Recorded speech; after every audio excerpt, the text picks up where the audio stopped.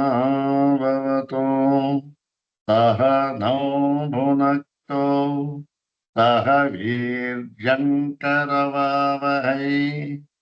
तेजस्विनावधीतमस्तु मा विद्विषावहै।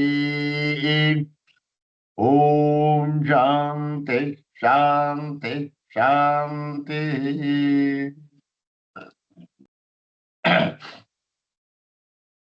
शङ्करं शङ्कराचार्यं केशवं बादरायणम् सूत्रभाष्यकृतौ वन्दे भगवन्तौ पुनः पुनः सूत्रभाष्यप्रणेतारौ वेदान्ताब्जप्रभाकरौ वन्दे परस्परात्मानौ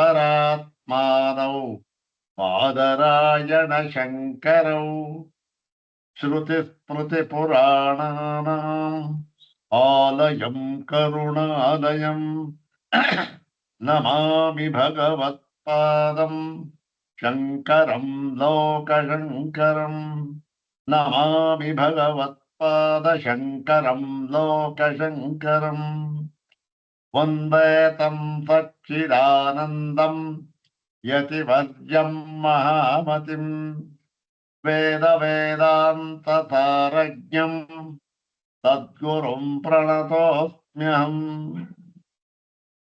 सदाशिवसमारम्भां शङ्कराचार्यमध्यमाम् अस्मदाचार्यपर्यन्तां वन्दे गुरुपरम्पराम्।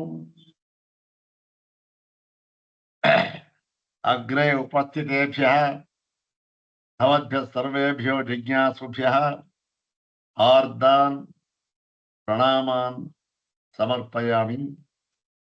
ब्रह्मसूत्र शाङ्करभाष्ये तृतीयाध्याये द्वितीये पादे सप्तमं पराधिकरणं तत्र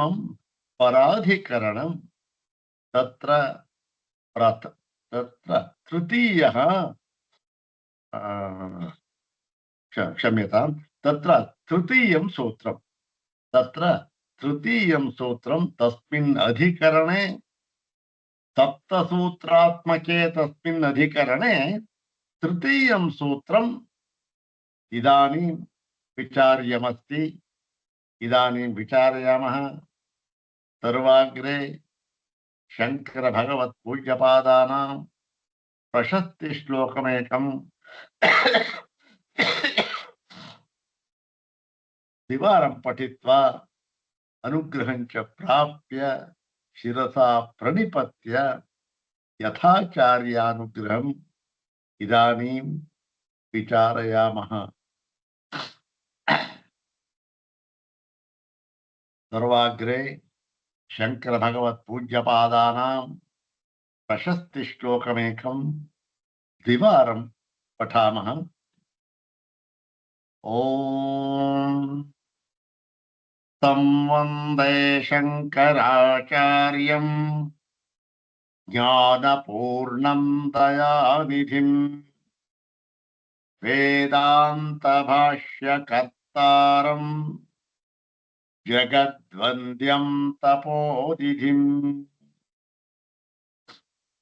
ॐ तं वन्दे शङ्कराचार्यं ज्ञानपूर्णं दयानिधिं वेदान्तभाष्यकर्तारं जगद्वन्द्यं तपोनिधिम्।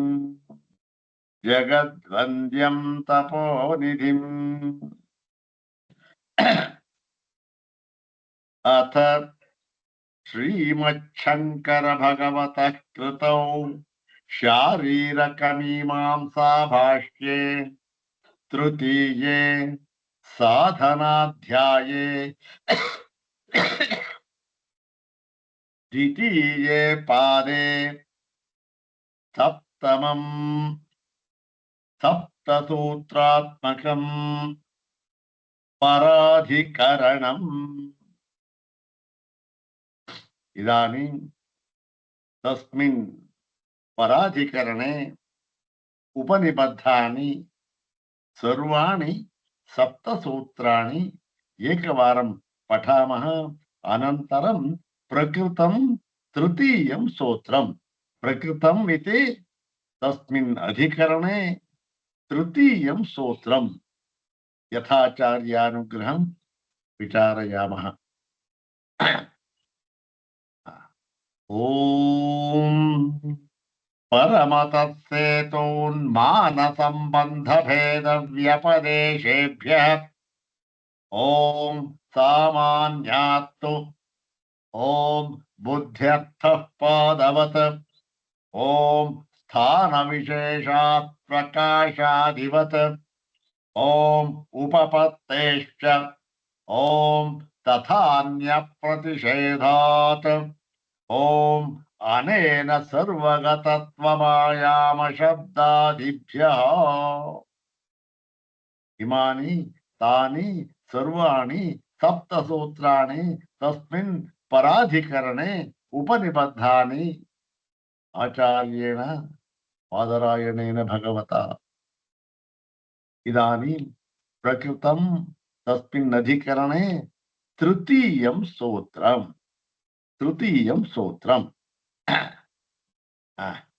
ओम बुद्ध्यर्थः पादवत् ओम बुद्ध्यर्थः पादवत् इति. ಇಲ್ಲಿಯವರೆಗೆ ಪೂರ್ವ ಪಕ್ಷ ಯಾವುದನ್ನು ಅಭಿಪ್ರಾಯಪಟ್ಟು ನೋಡಿ ಈ ವಾಕ್ಯಗಳ ಬಲದಿಂದ, ಯಾವುದದು ಉಪನಿಷದ್ ವಾಕ್ಯಗಳದು, ಈ ಉಪನಿಷದ್ ವಾಕ್ಯಗಳ ಬಲದಿಂದ ಏನಾಗಿದೆ, ನಾವು ಈ ಒಂದು ಬ್ರಹ್ಮಕ್ಕಿಂತ ನೀವು ಯಾವ ಬ್ರಹ್ಮವನ್ನ ಏಕಮೇವಾದ್ವಿತೀಯ ಎಂಬುದಾಗಿ ಇಲ್ಲಿಯವರೆಗೆ ಹೇಳಿಕೊಂಡು ಬಂದಿದ್ದೀರೋ ಅದೇ ಪರಮಾರ್ಥ ತತ್ವ ಅಂತ ಏನೂ ಆಗುವುದಕ್ಕೆ ಸಾಧ್ಯವಿಲ್ಲ. ಯಾಕೆ ಅಂತಂದ್ರೆ ಆ ಒಂದು ಬ್ರಹ್ಮಕ್ಕಿಂತಲೂ ಕೂಡ ದಿಗಿಲಾಗಿರತಕ್ಕಂತಹ ಅಥವಾ ಬೇರೆ ಆಗಿರತಕ್ಕಂತಹ ಇನ್ನೊಂದು ಬ್ರಹ್ಮವನ್ನ ಶ್ರುತಿಗಳಲ್ಲಿ ಹೇಳಿರುವಂತೆ ತೋರುತ್ತದೆ. ಏನು ಹೇಳಿರುವಂತೆ ತೋರುತ್ತದೆ. ಅಲ್ಲಪ್ಪ, ನಿಮಗೆ ಯಾಕೆ ಆ ಥರ ತೋರ್ಬಿಡ್ತು? ಇಷ್ಟೊಂದೆಲ್ಲ ನಾವು ಸಿದ್ಧ ಮಾಡಿ ಹೇಳಿದ್ದರೂ ಕೂಡ ನಿಮಗೆ ಹಾಗೆ ತೋರುವುದಕ್ಕೆ ಕಾರಣವೇನು ಅಂತ ಅಂದ್ರೆ, ನೋಡಿ ಸ್ವಾಮಿ, ಇದು ಬ್ರಹ್ಮ ವಿಚಾರ. ಇದನ್ನ ಪ್ರತ್ಯಕ್ಷ ಪ್ರಮಾಣದಿಂದಾಗಲಿ ಅನುಮಾನ ಪ್ರಮಾಣದಿಂದಲಾಗಲಿ ತಿಳಿದುಕೊಳ್ಳುವುದಕ್ಕೆ ಸಾಧ್ಯವಿಲ್ಲ. ಇದನ್ನ ನೀವು ಹೇಳಿದ್ದೀರಿ, ನಿಮಗೂ ಗೊತ್ತು, ನಮಗೂ ಗೊತ್ತು, ಎಲ್ಲರಿಗೂ ಗೊತ್ತು. ಆದ್ದರಿಂದ ಉಳಿದಿರುವ ಪ್ರಮಾಣ ಯಾವುದು? ಆಗಮ ಪ್ರಮಾಣ ಒಂದೇ. ಮತ್ತೆ ಆಗಮದಲ್ಲಿ ಏನೇನನ್ನ ಹೇಳಿದ್ದಾರೋ ಅವೆಲ್ಲವೂ ಕೂಡ ಪ್ರಮಾಣವೇ ಆಗಿವೆ. ಯಾವುದೇ ಹೇಳಿರ್ಲಿ, ಆ ವಾಕ್ಯಕ್ಕೆ ಅಪ್ರಾಮಾಣ್ಯ ಎಂಬುದು ಇಲ್ಲ. ಪ್ರಮಾಣವೇ ಅದು ಆ ವಾಕ್ಯ. ಹಾಗಾಗಿ ಶ್ರುತಿಗಳಲ್ಲಿ ಈ ಒಂದು ಬ್ರಹ್ಮಕ್ಕಿಂತ ಬೇರೆಯಾಗಿ ಮತ್ತೊಂದು ಬ್ರಹ್ಮವನ್ನ ಕೇಳಿರುವಂತೆ ತೋರುವಂತಹ ವಾಕ್ಯಗಳು ಇವೆ, ಇದ್ದು ಬಿಟ್ಟಿವೆ ಅಂತ ಹೇಳ್ಬಿಟ್ಟು ಏನ್ ಮಾಡ್ದ, ವಾಕ್ಯಗಳನ್ನು ಉದ್ಧಾರ ಮಾಡಿಬಿಟ್ಟ. ಏನು ಅಂತ ಹೇಳಿ ಆ ಸೇತುರ್ ವಿಧೃತಿ ಅಂತ ಹೇಳಿ ಅಲ್ಲಿಂದ ಪ್ರಾರಂಭ ಮಾಡಿಕೊಂಡು ಪಾದಗಳನ್ನು ಹೇಳಿ ನೋಡಿ, ಇವೆಲ್ಲದ ಲಕ್ಷಣಗಳಿಂದ ಸೇತು, ಉನ್ಮಾನ, ಸಂಬಂಧ, ಭೇದ, ಈ 4 ಅಂಶಗಳನ್ನ ಹೇಳಿದ್ದಾರೆ.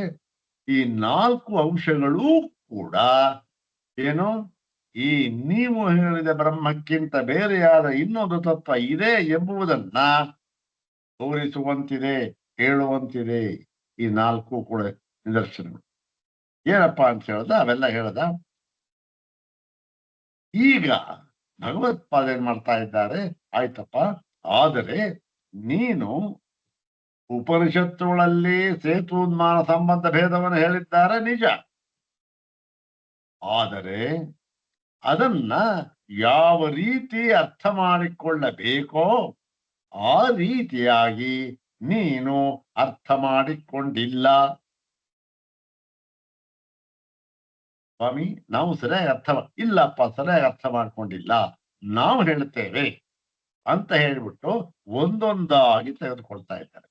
ಇವನು ಏನಂತ ನಿದರ್ಶನವನ್ನು ಕೊಟ್ಟಿದ್ದ, ತನ್ನ ಒಂದು ಸಿದ್ಧಾಂತವನ್ನು ಸಮರ್ಥನೆ ಮಾಡುವುದಕ್ಕೆ ಯಾವುದನ್ನು ಹೇಳಿದ್ದ, ಈ ಇದು ಪರ ಉನ್ಮಾನ, ಭೇದ, ಸೇತು ಉನ್ಮಾನ ಸಂಬಂಧ ಭೇದ ಮೂರನ್ನೇ ಹೇಳಿದ್ದ.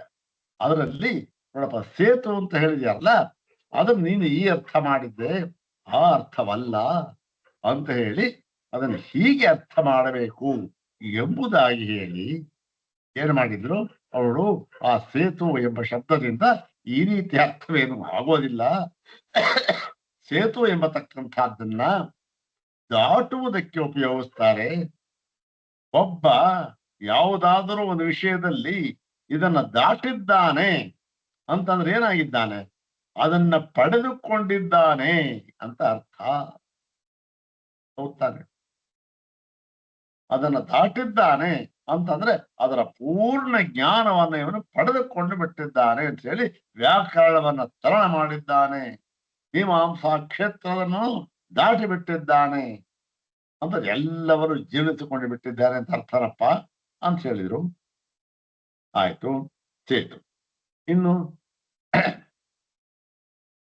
ಉನ್ಮಾನ, ಈ ಉನ್ಮಾನ ಅಂತ ಹೇಳ್ತಕ್ಕಂಥ ಈ ಇದೆಯಲ್ಲ, ಅದು ಯಾತಕ್ಕೆ ಬಂದಿದೆ ಅಂದ್ರೆ, ಮಾನ ಅಂತ ಹೇಳಿದ್ರೆ ಈ ಒಂದು ಬ್ರಹ್ಮಕ್ಕೆ ಒಂದಿಷ್ಟು ಅಷ್ಟು ಇಲ್ಲಿ ಅಲ್ಲಿ ಅಂತಕ್ಕಂಥ ಒಂದು ಈ ಹೋಲಿಕೆ ಅಂತ ಇದೆಯಲ್ಲ, ಅದು ಎಳ್ಳಷ್ಟೂ ಕೂಡ ಸಂಭವಿಸುವುದಿಲ್ಲ.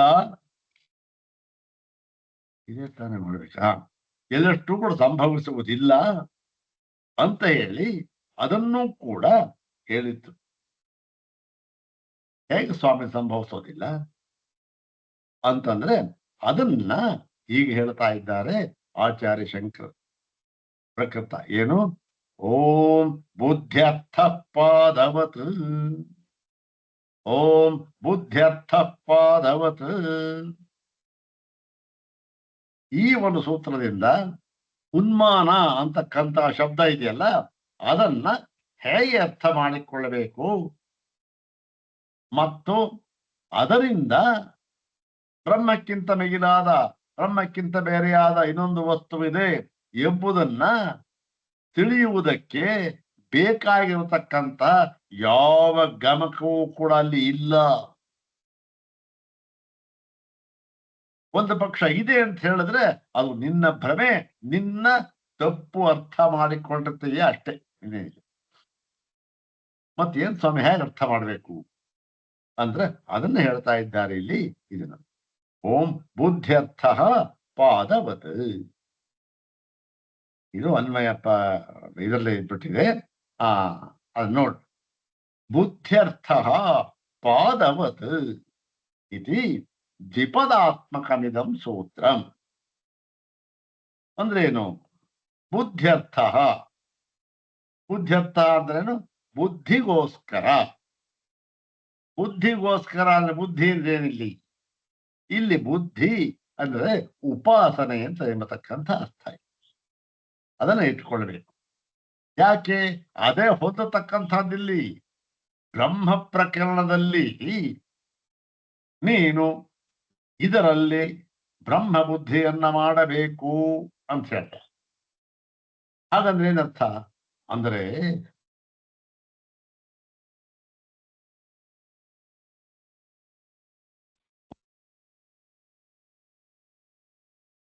ಯಾವುದೋ ಒಂದು ಪ್ರತೀಕ ಅಂತ ಇದೆಯಲ್ಲ, ಆ ಪ್ರತೀಕ ಇದೆಯಲ್ಲ ಅದರಲ್ಲಿ ನೀನು ಬ್ರಹ್ಮ ಬುದ್ಧಿಯನ್ನ ಮಾಡಬೇಕು ಅಂದ್ರೆ ಉಪಾಸನೆ ಅದು ತಾನೇ.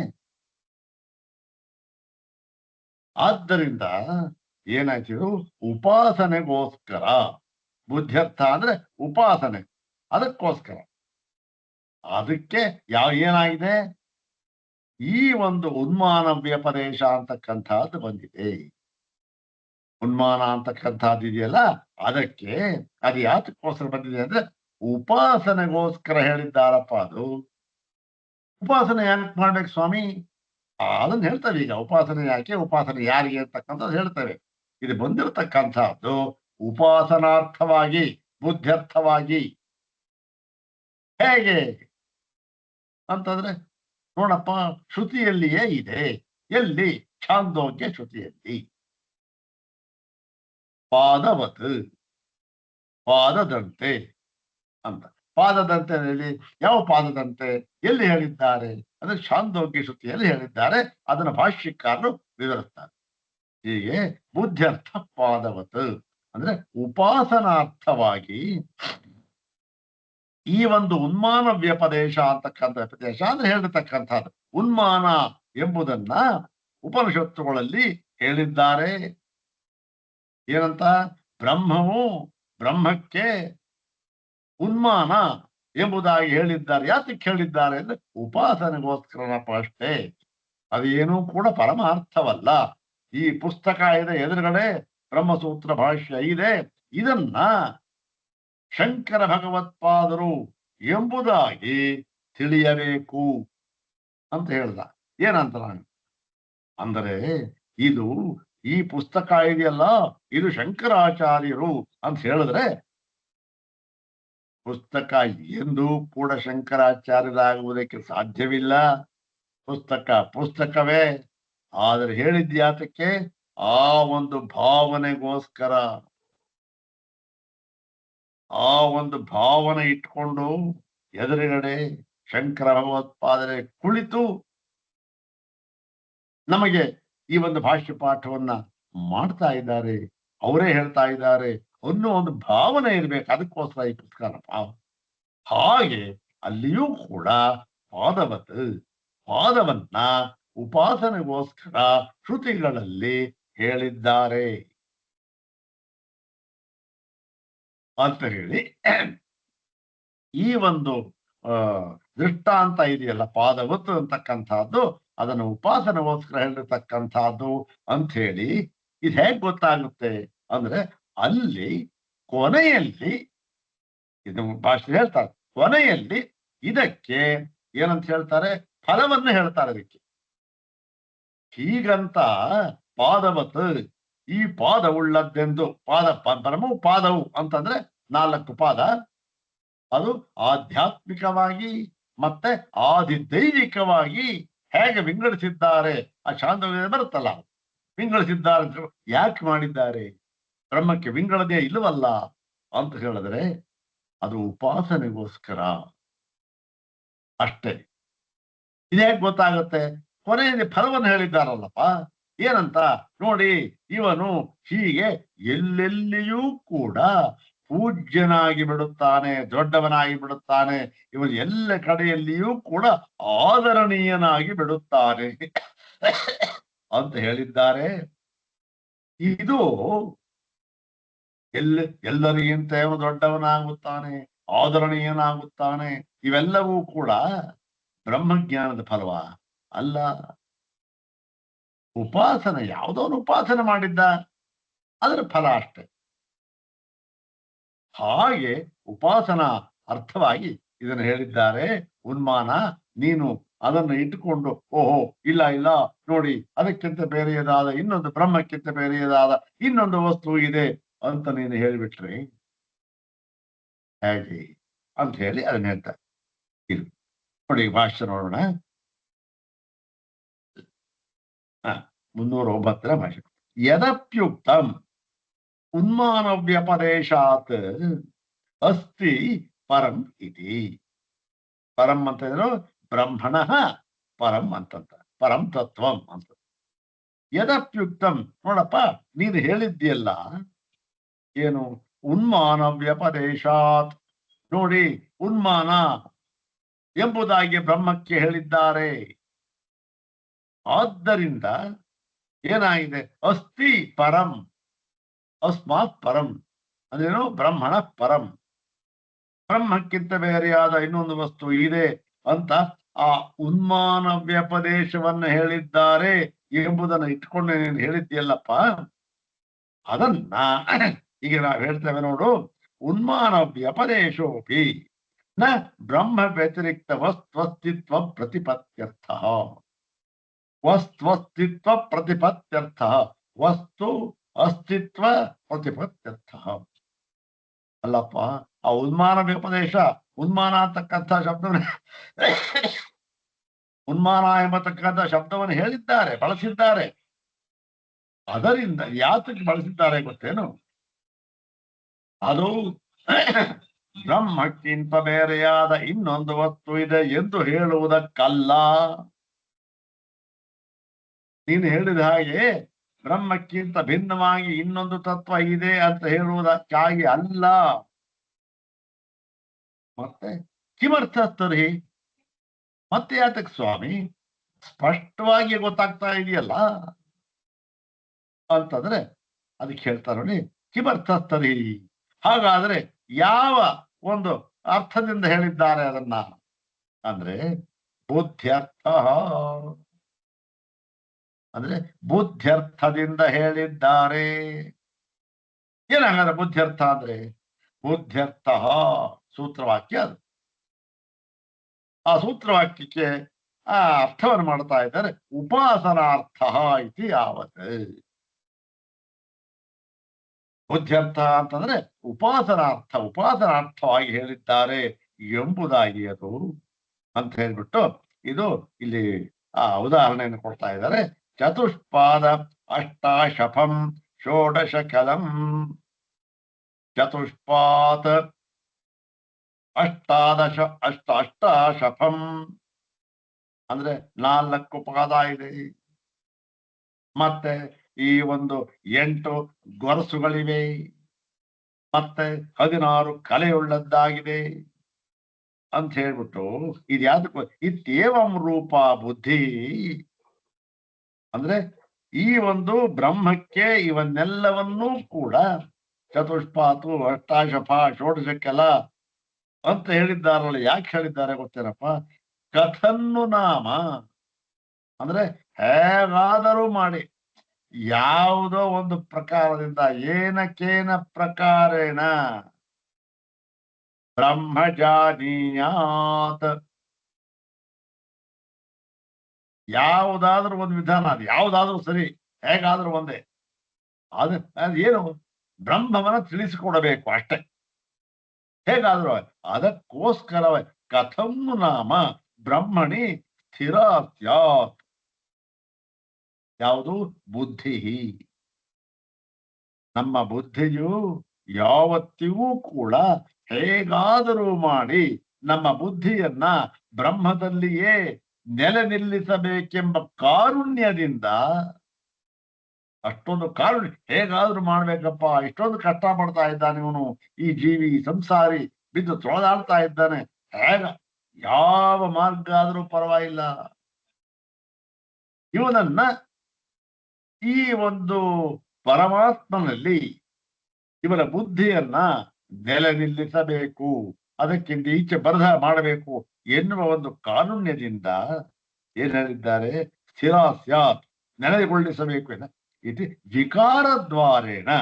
ಈ ರೀತಿ ವಿಕಾರವನ್ನ ಬ್ರಹ್ಮ ನಿರ್ವಿಕಾರ, ಹೌದಾನೆ, ನಿರ್ವಿಕಾರಂ ಬ್ರಹ್ಮ, ಇಂತಹ ನಿರ್ವಿಕಾರವಾದ ಬ್ರಹ್ಮದಲ್ಲಿಯೂ ಕೂಡ ಏನ್ ಹೇಳಿದ್ದಾರೆ, ವಿಕಾರವನ್ನ ಹೇಳಿಬಿಟ್ಟಿದ್ದಾರೆ.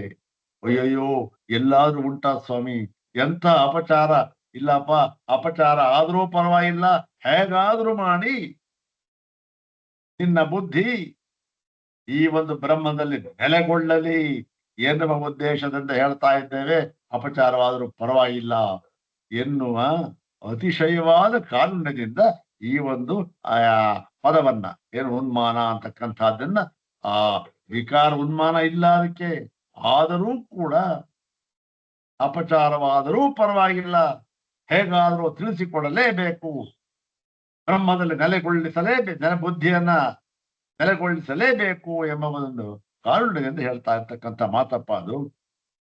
ಒಂದು ಬ್ರಹ್ಮಣ ಉನ್ಮಾನ ಕಲ್ಪನೆಯ ಕ್ರಿಯತೆ, ಹೇಗಾದರೂ ಮಾಡಿ ಕಥಂ ನಾಮ ಬ್ರಹ್ಮಣ ಚಿರಾಸ್ಯಾದಿತಿ ವಿಕಾರದ್ವಾರೇಣ ಬ್ರಹ್ಮಣ ಉನ್ಮಾನ ಕಲ್ಪನಾ ಏವ ಕ್ರಿಯತೆ.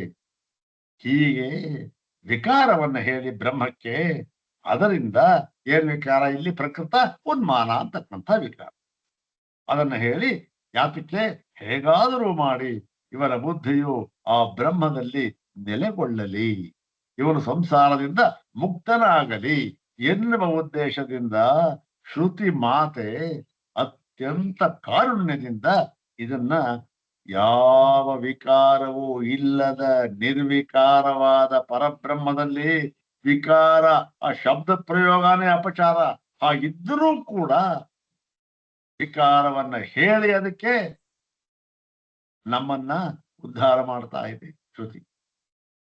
ಅದಕ್ಕಪ್ಪ ಅದು ಅಂತ ಹೇಳಿ ನಹಿ ಅವಿಕಾರೇ ಅನಂತೆ ಬ್ರಹ್ಮಣಿ ಸರ್ವೈ ಪುಂಭಿ ಶಕ್ಯ ಬುದ್ಧಿ ಸ್ಥಾಪಯಿತು. ಯಾಕೆ ಅಂತಂದ್ರೆ ಈ ನಿರ್ವಿಕಾರವಾದ ನಿರ್ವಿಶೇಷವಾದ ನೇತಿ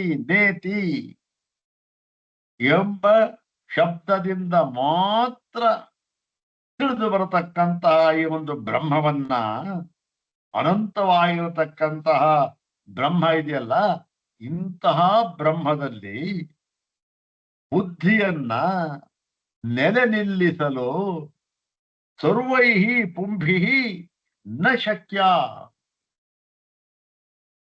ಬುದ್ಧಿಯನ್ನು ನೆಲೆಗೊಳಿಸಲು ಎಲ್ಲ ಸಾಮಾನ್ಯ ಮನುಷ್ಯರಿಂದಲೂ ಕೂಡ ಸಾಧ್ಯವಿಲ್ಲ.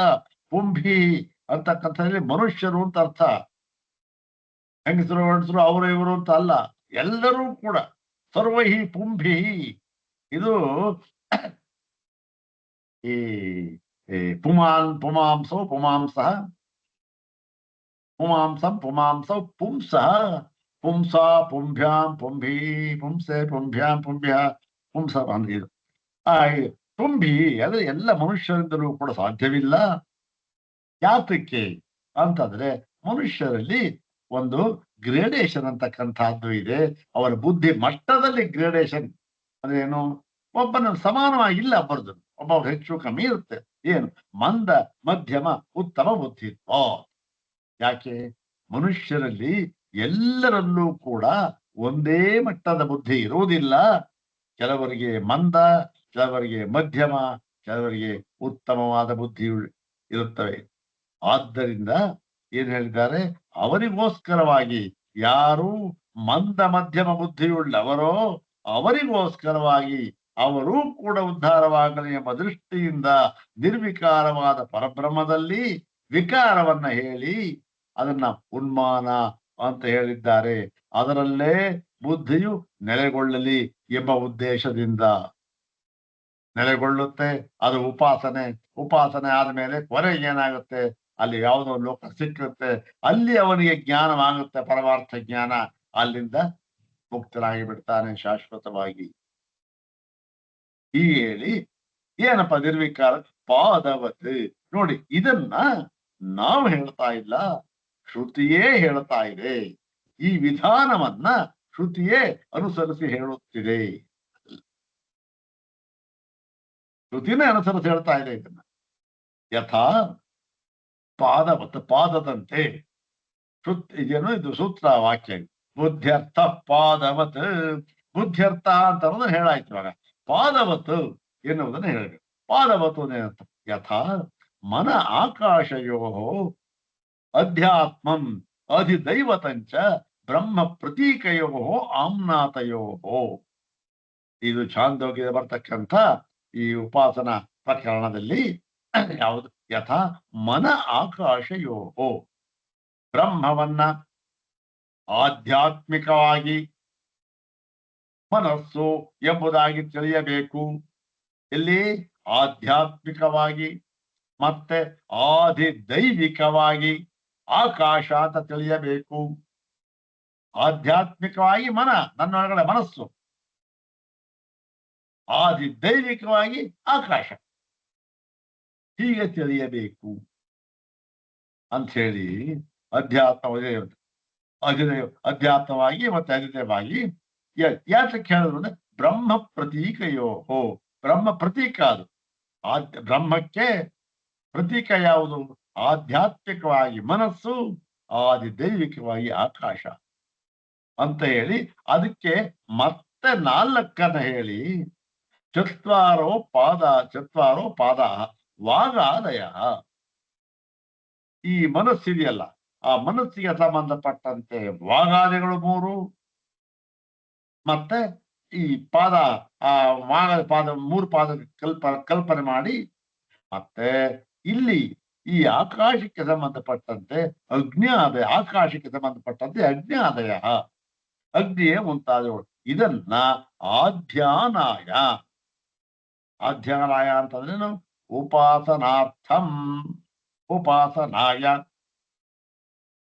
ಉಪಾಸನಾ ಅಂತಕ್ಕಂಥದ್ದು ಉಪಾಸನಾ ಅಂತಕ್ಕಂಥ ಶ್ರೀಲಿಂಗ ಶಬ್ದಲ್ಲೂ ಪ್ರಯೋಗವಾಗುತ್ತೆ. ಉಪಾಸನಂ ಅಂತಕ್ಕಂಥದ್ದು ಈ ನಪುಂಸಕಲಿಂಗದಲ್ಲೂ ಪ್ರಯೋಗವಾಗುತ್ತೆ. ನಪುಂಸಕಲಿಂಗದ ಪ್ರಯೋಗವಾದಾಗ ಉಪಾಸನಾಯ ಅಂತ, ಶ್ರೀಲಿಂಗದಲ್ಲಿ ಪ್ರಯೋಗವಾದಾಗ ಉಪಾಸನಾಯೈ ಅಂತ ಹೇಳಿದ್ರೆ ಯಾವ್ದಾದ್ರು ಇಟ್ಕೊಳ್ಬಹುದು. ಇಲ್ಲಿ ಪುಲ್ಲಿಂಗ ಹಾಕಿರೋ ಆಧ್ಯಾನಾಯ ಅಂತ ಹಾಕಿರೋದ್ರಿಂದ ಉಪಾಸನಾಯ ಅಂತ ನಪುಂಸಕಲಿಂಗ ಇಟ್ಕೋಬಹುದು, ಪರವಾಗಿಲ್ಲ. ಆಧ್ಯಾನಾಯ ತದ್ ಹೀಗೆ ಹೇಳಿದ್ದಾರಲ್ಲ. ಬ್ರಹ್ಮ ಪ್ರತೀಕ ಅದು. ಯಾತಕ್ಕೆ ಹೇಳಿದ್ದಾರೆ? ಬ್ರಹ್ಮಕ್ಕೆ ಪ್ರತೀಕವೂ ಇಲ್ಲ, ಎಂಥದ್ದು ಇಲ್ಲ. ಬ್ರಹ್ಮಕ್ಕಿಂತ ಭಿನ್ನವಾದ ಇನ್ನೊಂದು ಆಕಾಶ ಅಂತ ಇಲ್ಲ. ಇದು ತಾನೇ ಪರಮ ಸಿದ್ಧಾಂತ. ಮತ್ತೆ ತಸ್ಮಾದ್ವಾಯ ತಸ್ಮಾದಾತ್ಮನ, ಅಯ್ಯಯ್ಯೋ ಅದೇನು ಗೊತ್ತೇನಪ್ಪ? ಅದು ಕೇವಲ ಅಧ್ಯಾರೋಪ ದೃಷ್ಟಿಯಿಂದ ಹೇಳಿದ ಮಾತು ಅಷ್ಟೇ ಅಂತ ಹೇಳಿ ಆ ಒಂದು ಪ್ರಕರಣವನ್ನಲ್ಲಿ ಹೇಳಿದೀನಿ. ಅಥವಾ ಈ ಅರ್ಥ ಇದು ಶ್ರುತಿದಲ್ಲಿ ಹೇಳಿರುವಂತೆ, ಅಥವಾ ಲೌಕಿಕವಾಗಿಯೂ ಕೂಡ ಇದನ್ನ ನಾವು ಹೊಂದಿಸ್ಕೊಳ್ಬಹುದು. ಲೌಕಿಕ ಅರ್ಥದಲ್ಲಿ ಹೊಂದಿಸ್ಕೊಳ್ಬಹುದು ಈ ಪಾದವನ್ನ. ಅದಲ್ಲಿ ಹೇಳಿರ್ತಕ್ಕಂಥದ್ದು ಉಪನಿಷತ್ತಿನಲ್ಲಿ ಇದಕ್ಕೋಸ್ಕರ ಅಧಿಕಾರಿ ಭೇದದಿಂದ. ಈ ಲೌಕಿಕವಾಗಿಯೂ ಕೂಡ ಅದನ್ನ ಹೇಗೆ ಹೊಂದಿಸ್ಬೋದು ಅಂದ್ರೆ ನಮ್ಮ ದಿನನಿತ್ಯ ವ್ಯವಹಾರ ಏನು ಅಂದ್ ನೋಡಿ. ಅಥವಾ ಪಾದವತ್ ಇತಿ ಯಥಾ ಕಾರ್ಷಾಪಣೆ ಪಾದ ವಿಭಾಗೋ ವ್ಯವಹಾರ ಪ್ರಾಚುರ್ಯಾಯ ಕಲ್ಪ್ಯತೆ. ಅಂದ್ರೆ ಇದು ಈ ಕಾರ್ಷಾಪಣೆ ಅಂದ್ರೆ ಇದು ಇಂಥದ್ದು ಅಂತ ಹೇಳಿದ್ರೆ ಒಂದು ಅಳತೆ ಅಷ್ಟೇ. ಅದು ಚಿನ್ನ ತಗೋತಾ ಇರ್ತಕ್ಕಂಥ ಬೇಕಾದ್ರೂ ಹೇಳ್ಕೋಬಹುದು, ಅದಕ್ಕೇನು ಇದಿಲ್ಲ. ನಮಗೆ ಉದಾಹರಣೆ ಬೇಕಾ? ಯಾವುದೋ ಒಂದು ಪರಿಮಾಣ ಅಂತ ಇಟ್ಕೊಬೇಕು. ಪರಿಮಾಣ ಏನು ಅಂದ್ರೆ ಈ ಆ ಪರಿಮಾಣದಲ್ಲಿ ಏನಾಗಿದೆ? ಪಾದ ವಿಭಾಗ ಒಂದು ಪರಿಮಾಣ, ಅದರಲ್ಲಿ ಪಾದ ವಿಭಾಗ. ಪಾದ ಅಂದ್ರೆ ನಾಲ್ಕು ವಿಭಾಗ ಮಾಡಿಬಿಟ್ಟಿರ್ತಾರೆ. ನಿಜವಾಗಲೂ ಅದಕ್ಕೆ ವಿಭಾಗ ಏನಿಲ್ಲ. ವಿಭಾಗ ಎಲ್ಲ ಒಂದೇ ಇರ್ತಕ್ಕಂಥದ್ದು ಒಂದೇ ತತ್ವ, ಆದ್ರೂ ವ್ಯವಹಾರಕ್ಕೋಸ್ಕರ ಮಾಡಿರ್ತಾರೆ. ಅದೇ ರೀತಿ ಇಲ್ಲೂ ಕೂಡ ಏನು ಅರ್ಥ ಆಗಿರಲ್ಲ ಸ್ವಾಮಿ, ಹೇಗೆ ಓಕೆ ಒಂದೇ ಇದ್ದೆ 4 ಅಂತೀರಾ ಏನು ಅಂತ. ಈಗ ಒಂದು ಉದಾಹರಣೆ ತಗೊಳ್ಳಿ. ನಮಗೆ ಚಿನ್ನ ಈ ಉದಾಹರಣೆ ಒಂದು ಸಲ ಆಗಿಲ್ಲ, ಬೇಡ ಅದು. ಯಾಕೆ ನಮ್ಗೆ ಯಾರು ಚಿನ್ನ ಯಾರು ಕೊಂಡ್ಕೊಳ್ಳಿ. ಇವಾಗ ಈ ಉದಾಹರಣೆಗೆ ₹1 ಇದೆ ಅಂತ ಇಟ್ಕೊಳ್ಳಿ. ₹1 ಒಂದು ನಾಣ್ಯ. ಹಿಂದೆ ಏನಾಗ್ತಾ ಇತ್ತು? ₹1 ತಗೊಂಡು ಹೋಗ್ಬಿಟ್ರೆ ಬೇಕಾದಷ್ಟು ತರಕಾರಿ ಬರೋ ಎಲ್ಲ ಎಷ್ಟು 2 ಆಣೆ 3 ಆಣೆ 6 ಆಣೆ ಈ ತರ ಇರ್ತಾ ಇತ್ತು. ಇವನೇನ್ ಮಾಡ್ದ? ಮನೆ ಹೇಳ್ದ, ನೋಡಪ್ಪ ಒಂದ್ 4 ತರಕಾರಿ ತಗೊಂಡ್ ಬಾರಪ್ಪ ಅಂತ ಹೇಳ್ದ. ಏನ್ ಹೇಳ್ದ? ಅವ್ನಿಗೆ ಎಷ್ಟಾಗತ್ತಪ್ಪ? ₹1 ತಗೊಂಡು ಹೋಗು ಅಂತ ಹೇಳ್ದ. ₹1 ತಗೊಂಡು ಹೋಗು ಅಂತಂದ್ರೆ ಇವನೇನ್ ಮಾಡ್ಬಿಟ್ಟ ಗೊತ್ತಾ? ₹1 ಒಂತಾನೆ ಅದು. ₹1 ನಾಣ್ಯ ಒಂದು ತಗೊಂಡು ಹೋಗ್ಬೇಕು. ಇವನೇನ್ ಮಾಡ್ಬಿಟ್ಟ? ಓಹೋ ಅಂತ ಹೇಳ್ಬಿಟ್ಟು, ಇಲ್ಲ ₹1 ತಗೊಂಡು ಹೋಗಲ್ಲ, ಅದನ್ನ 4 ಭಾಗಗಳನ್ನಾಗಿ ಮಾಡಿ ತೆಗೆದುಕೊಂಡು ಹೋಗುತ್ತೇನೆ. ಯಾಕೆಪ್ಪ? ಅಯ್ಯೋ ಇಲ್ಲ, ತರಕಾರಿ ಚಿಲ್ಲರೆ ಕೊಡಲ್ಲಪ್ಪ, ಅದಕ್ಕೋಸ್ಕರ ಒಂದ್ ಚಿಲ್ಲರೆ ಕೊಡಲ್ಲ, ಚಿಲ್ಲರೆ ತಗೊಂಡೋದ ಏನ್ 4 ಭಾಗ ಮಾಡ್ಬಿಟ್ಟ. ಅವಾಗಂತ ಮಾತು ಏನು, ಒಂದ್ ಪಾವಲಿ ಅಂತ. ಒಂದ್ ಪಾವಲಿ ಅಂದ್ರೆ 4 ಆಣೆ ಪಾದ. ಇವನೇನ್ ಮಾಡ್ಬಿಟ್ಟ, ₹1 ತಗೊಂಡು ಹೋಗು ಅಂತಂದ್ರೆ 4 4 ನಾಣ್ಯಗಳು ತಗೊಂಡೋಗ್ಬಿಟ್ಟ. ಈಗ 4 ನಾಣ್ಯಗಳನ್ನು ತಗೊಂಡು ಹೋದ ಅವನು. 4 ನಾಣ್ಯಗಳನ್ನು ತಗೊಂಡು ಹೋದಿದ್ದು ಯಾತಕ್ಕೆ ಅಂತಂದ್ರೆ ವ್ಯವಹಾರ ಸೌಕರ್ಯಾಯ, ವ್ಯವಹಾರ ಸೌಕರ್ಯಕ್ಕೆ ತಗೊಂಡೋದ ಅಷ್ಟೇ. ಹಾಗಂದ್ಬಿಟ್ಟು ಅವ್ರು 4 ಏನ್ರಿ ₹1 ಹೇಳಿದ್ದ ಅವನು ತಗೊಂಡು ಹೋಗುವಂತ ಅಪ್ಪ, ಇವ್ 4 ತಗೊಂಡು ಹೋಗ್ಬಿಟ್ಟಲ್ಲಪ್ಪ ಅಂದ್ರೆ ಏನು ಇಲ್ಲ, ಇವ್ ತಗೊಂಡೋಗಿದ್ದ ಅಷ್ಟೇನೆ. ಆದ್ರೇನು, ವ್ಯವಹಾರ ಸೌಕರ್ಯಕ್ಕೋಸ್ಕರ ಅದರ 4 ಭಾಗವನ್ನಾಗಿ ಮಾಡಿ 4 ತಗೊಂಡು. ಹೀಗೇನಾಗಿದೆ, ಆದರೂ ಕೂಡ ಅದರ ಒಂದು ಮೂಲ ಬೆಲೆಯಲ್ಲಿ ಯಾವ ವ್ಯತ್ಯಾಸವೂ ಆಗಲಿಲ್ಲ. ಅದು ₹1, ಇದು ₹1. ಹೌದ್ ತಾನೆ? ಹಾಗೆ ಇಲ್ಲಿ ಏನಾಗಿದೆ, ಈ ಪಾದ ಅಂತಕ್ಕಂಥದ್ದನ್ನ ಈ ಅರ್ಥದಲ್ಲಿಯೂ ಕೂಡ ನಾವು ತೆಗೆದುಕೊಳ್ಳಬಹುದು. ಯಾಕೆ? ಬ್ರಹ್ಮ ಒಂದೇ, ಅದನ್ನ ವ್ಯವಹಾರ ಸೌಕರ್ಯ ಅಲ್ಲಿ ವ್ಯವಹಾರ ಸೌಕರ್ಯ, ಇಲ್ಲಿ ಬ್ರಹ್ಮ ಪ್ರತಿಪತ್ತಿ ಸೌಕರ್ಯಾರ್ಥಂ. ಇಲ್ಲಿ ಪ್ರತಿಪತ್ತಿ ಸೌಕರ್ಯ ತಿಳಿದುಕೊಳ್ಳುವುದಕ್ಕೆ ಪ್ರಯೋಜನ ಇದು. ಅದಕ್ಕೋಸ್ಕರ ಬ್ರಹ್ಮಕ್ಕೆ ಪಾದಗಳನ್ನ ಹೇಳಿ ತಿಳಿದುಕೊಳ್ಳಬೇಕು ಅಂತ. ಕಥನ್ನು ನಾಮ ಬ್ರಹ್ಮ ವಿಜಾನೀಯ ಅಂತ ಹೇಳಿ ಅದಕ್ಕೋಸ್ಕರ ಈ ಒಂದು ವಿಭಾಗವನ್ನ ಮಾಡಿದ್ದಾರಪ್ಪ. ನೀನು ಅದನ್ನ ತಿಳ್ಕೊಳ್ಳದೇನೇನೆ ಉನ್ಮಾನ. ನೋಡ್ರಿ, ಉನ್ಮಾನ ಅಂತಂದ್ರೆ ಏನೋ ಒಂದು ಅಳತೆ, ಇಷ್ಟು ಅಂತ ಒಂದು ಪರಿಮಾಣ ಅಂತ ಹೇಳಿದ್ದಾರೆ. ಈ ಪರಿಮಾಣ ಏನಾಗಿದೆ, ಬೇರೆ ಆಗಿರುತ್ತಲ್ಲ ಅಂತ ಏನೇನೋ ಅರ್ಥ ಮಾಡಿಬಿಟ್ಟು ಲೌಕಿಕವಾಗಿ ಈ ರೀತಿ ನೀನು ಮಾಡಿದೆಯಲ್ಲ, ಇದು ತಪ್ಪು ಅಂತ ಹೇಳಿ ಈ ಕಾರ್ಷಾಪಣ ಇದನ್ನ ಹೀವು ಈ ಪಾದಗಳನ್ನ ಈ ರೀತಿಯಾಗಿಯೂ ಲೌಕಿಕವಾಗಿಯೂ ಕೂಡ ಇದು ಹೊಂದುತ್ತೆ ಅನ್ನುವುದನ್ನ ತೋರಿಸಿ, ನಹಿ ಸಕಲೇನೈವ ಕಾರ್ಷಾಪಣೇನ ಸರ್ವದಾ ಸರ್ವೇ ಜನಾ ವ್ಯವಹರ್ತುಂ ಈಶತೆ. ಏನು ಸಕಲೇನೈವ ಅಂದ್ರೆ ಒಟ್ಟಾಗಿ ಒಂದು ಒಂದು ಒಂದು ಒಂದು ಒಂದಾಗಿ ₹1 ಒಂದೇ ತಗೊಂಡೋಗೋದಕ್ಕೆ ಸರ್ವದ ಯಾವಾಗಲೂ ಕೂಡ ಎಲ್ಲಾ ಜನಗಳು ಕೂಡ ಈಶತೆ ಇಷ್ಟಪಡುವುದಿಲ್ಲ. ಯಾವಾಗಲೂ ಕೂಡ ಅಂದ್ರೆ ಯಾವಾಗ ಅಂತಂದ್ರೆ ಯಾವಾಗಲೂ ಒಂದೊಂದು ಬಾರಿ ಅಷ್ಟೇ, ಯಾವಾಗಲೂ ಅಲ್ಲ, ಯಾವಾಗಲೂ ಇಷ್ಟಪಡ. ಇವಾಗ ಎಲ್ಲೂ ಹೋಗ್ತಾನೆ, 4 ಕಾಣೆ ಒಂದು ₹10 ಬೇಕಾಗಿರುತ್ತೆ, 4 ಕಾಣಿದು ಒಂದು 40 ಕೊಟ್ಬಿಟ್ರೆ, ಅಯ್ಯೋ ಆಗಲ್ಲಪ್ಪ, ಇದು ನನಗೆ ಆಗಲ್ಲ, ಜೋರು ಹಿಡಿಯೋದು ಎಲ್ಲ ತೂಕ ಆಗ್ಬಿಡುತ್ತೆ, ಸೂತ ಆಗ್ಬಿಡುತ್ತೆ, ನಾನೇ ನೋಟ್ ಕೊಡು ಅಂತಾನೆ. ಅಲ್ಲಿ ಅದಾಗಲ್ಲ ಅಲ್ವಾ? ಹಾಗೆ ಆದ್ರೆ ತರಕಾರಿ ಅಂಗಡಿಗೆ ಹೋಗುವಾಗ ಅಲ್ಲಿ ಚಿಲ್ಡ್ರನೇ ಬೇಕಲ್ಲಿ. ಹೀಗೆ ಸರ್ವದ ಅಲ್ಲ ಆಯಾಯ ಸಂದರ್ಭಕ್ಕೆ ತಕ್ಕಂತೆ ಏನಾಗಿದೆ, ಇಲ್ಲಿ ಹೀಗೆ ವ್ಯವಹಾರವನ್ನು ಮಾಡ್ತಾರೆ. ಇಲ್ಲೂ ಅದೇ ರೀತಿ ಆಯಾಯ ಸಂದರ್ಭಕ್ಕೆ ತಕ್ಕಂತೆ, ಅದೇನು ಆಯಾಯ ಬುದ್ಧಿಮಟ್ಟಕ್ಕೆ ಸಂಬಂಧಿಸಿದಂತೆ, ಬುದ್ಧಿಮಟ್ಟಕ್ಕೆ ತಕ್ಕಂತೆ ಉತ್ತಮಾಧಿಕಾರಿ ಆಗಿದ್ದಾನೆ. ಯಾವ ಪ್ರತೀಕವೂ ಬೇಡ, ಏನು ಬೇಡ, ಯಾವನು ಬಂದು ಎಲ್ಲ ಅದೇ ಗುರು ಬಂದ ಎದುರು ನಿಂತ, ಇವನು ಅವನು ಹೇಳದ ತತ್ವಮಸಿಯಿಂದ ಅವ್ರು ಅರ್ಥ ಆಗ್ಬಿಟ್ಟ. ಅಶಬ್ದ ಮತ್ಪರ್ಶಮ ರೂಪಮ ಹೇಳ್ಬಿಟ್ಟ ಅರ್ಥ, ನಾಂತ ಪ್ರಜ್ಞಂನ ಅರ್ಥ ಅವನಿಗೆ. ಮಧ್ಯಮಾಧಿಕಾರಿ ಅವನಿಗೆ ಬೇರೆ ತರ, ಅಧಮಾಧಿಕಾರಿ ಅವನಿಗೆ ಅವನಿಗೂ ಬೇರೆ. ಅವನು ಒಟ್ಟಾರೆ ಎಲ್ರೂ ಕೃತಾರ್ಥರಾಗಬೇಕು ಅನ್ನೋ ದೃಷ್ಟಿಯಿಂದ ಇದನ್ನ ಹೇಳಿದ್ದಾರೆ. ಅಲ್ಲಿ ಯಾವಾಗಲೂ ಕೂಡ ಒಂದೇ ದೃಷ್ಟಿಯಿಂದ ಯಾವಾಗಲೂ ಕೂಡ ₹1 ನಾಣ್ಯನೇ ತಗೊಂಡು ಹೋಗ್ತೀನಿ ಅಂತ ಹೇಳಿದ್ರೆ ಆಗೋದಿಲ್ಲಪ್ಪ, ವ್ಯವಹಾರ ಆಗೋದಿಲ್ಲ. ಕೆಲವು ಬಾರಿ ತಗೊಂಡು ಹೋಗ್ಬೇಕು, ಕೆಲವು ಬಾರಿ ತರಕಾರಿ ಹೋದಾಗ ಚಿಲ್ಲರೆ ತಗೊಂಡು ಹೋಗ್ಬೇಕು. ಮತ್ತು ಈಶತೆ ಕ್ರಯ ವಿಕ್ರಯೇ ಪರಿಮಾಣ ಅನಿಯಮ. ಕ್ರಯ ವಿಕ್ರಯ ಇದೆ, ಇಲ್ಲೇ ಇದೆ ಮಾರ್ಕೆಟ್ ಅಂತಂದ. ಕ್ರಯ ವಿಕ್ರಯ ಅಂದ್ರೆ ನಮ್ಮ ಈ ಒಂದು ಭಾಷೆ ಮಾರ್ಕೆಟ್ಗೆ ಕೊಳ್ಳೋದು ತಗೊಳ್ಳೋದು, ಇದು ವ್ಯವಹಾರ ಅಂತ. ವ್ಯವಹಾರಕ್ಕೆ ಹೋದಾಗ ಬಂದ ಇಟ್ಕೊಂಡು ಹೋಗ್ಬಿಟ್ರೆ, 2,000 ರೂಪಾಯಿ ಒಂದು ನೋಟ್ ಇಟ್ಕೊಂಡು ಹೋಗ್ಬಿಟ್ಟ, ಎಲ್ಲೋ ತಗೊಂಡೋಗಿ ತರಕಾರಿ ಅದು ಇದು ಅಕ್ಕಿ ಬೇಳೆ ಒಂದೊಂದು ಕೆಜಿ ತಗೊಂಡ್ಬೇಕು ತಗೊಳ್ಳಿ, ಏನಾಗುತ್ತೆ? ಆದ್ದರಿಂದ ಏನು ಪರಿಮಾಣ ನಿಯಮ ಅನಿಯಮ, ಇಷ್ಟೇ ತಗೊಂಡೋಗ್ಬೇಕು ಅಂತ ನಿಯಮ ಇಲ್ಲ.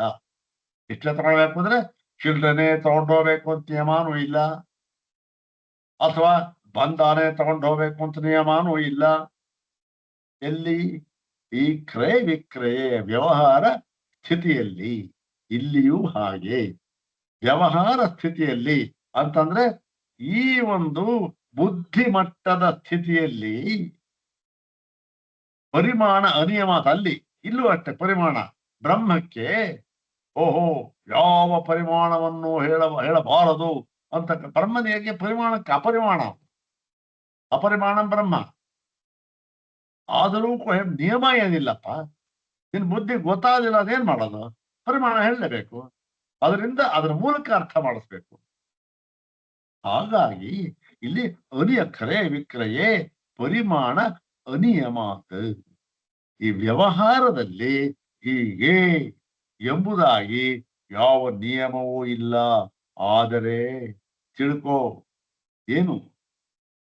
ಜ್ಞಾನದಲ್ಲಿ ಮಾತ್ರ, ಬ್ರಹ್ಮದ ಸ್ವರೂಪದಲ್ಲಿ ಮಾತ್ರ ನಿಯಮ ಇದ್ದೇ ಇದೆ. ಏನಂತ ತಿಳಿಬೇಕು? ಬ್ರಹ್ಮವನ್ನ ಹಿಂದೆ ಎಲ್ಲ ಹೇಳಿದ್ದಾರಲ್ಲ, ಅದು ನಿರ್ವಿಕಾರಿ ನಿರ್ವಿಶೇಷ ನಾನು ಯಾವುದಕ್ಕೂ ಯಥೋವಾಚೋ ನಿವರ್ತಂತೆ. ಹೀಗೆ ಇದೇ ರೀತಿಯೇ ತಿಳಿಯಬೇಕು, ಬೇರೆ ರೀತಿಯಾಗಿ ತಿಳಿಯಲು ಸಾಧ್ಯವಿಲ್ಲ. ತಿಳಿದು ಬಿಟ್ರೆ ಏನಾಗತ್ತೆ? ನಿಶ್ಚಯತ ಪ್ರತಿಹನ್ಯೇತ ಅನರ್ಥಂಚ ಇಯಾತ್. ಅಷ್ಟೆ, ನಿಶ್ಚಯತ ಬರೋದಿಲ್ಲ ನಿನಗೆ. ಇನ್ನೇನು ಅನರ್ಥ? ಅನರ್ಥ ಇನ್ನೇನು ಕೇಳಿದಿಲ್ಲ. ಅಭ್ಯುದಯ, ಏನೋ ದುಡ್ಡು ದುಗಾಣಿ ಅಧಿಕಾರ ಅದು ಇದು, ಸ್ವರ್ಗ ಅಪವರ್ಗ, ಅಪವರ್ಗ ಸಿಕ್ಕಲ್ಲ, ಸ್ವರ್ಗ ಅದು ಇದು ಸಿಕ್ಕೋದ. ಹೀಗಾಗಿ ಕರೆಯುವಿಕೆ ತದ್ವತ್ ಇತ್ಯರ್ಥ. ಆ ರೀತಿ ಇಲ್ಲಿ ಅರ್ಥ ಮಾಡಿಕೊಳ್ಳಬೇಕು.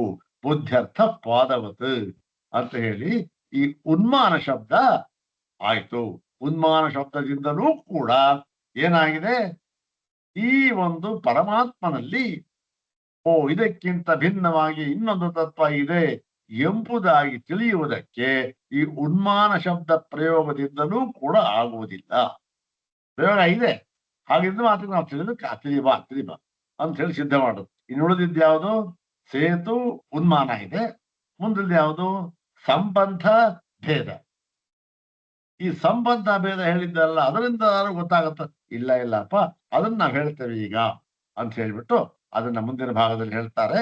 ಅದನ್ನ ನಾಳೆ ನೋಡು. ಓಂ ಶಾಂತಿ ಶಾಂತಿ ಶಾಂತಿ. ಓಂ ತತ್ಸತ್.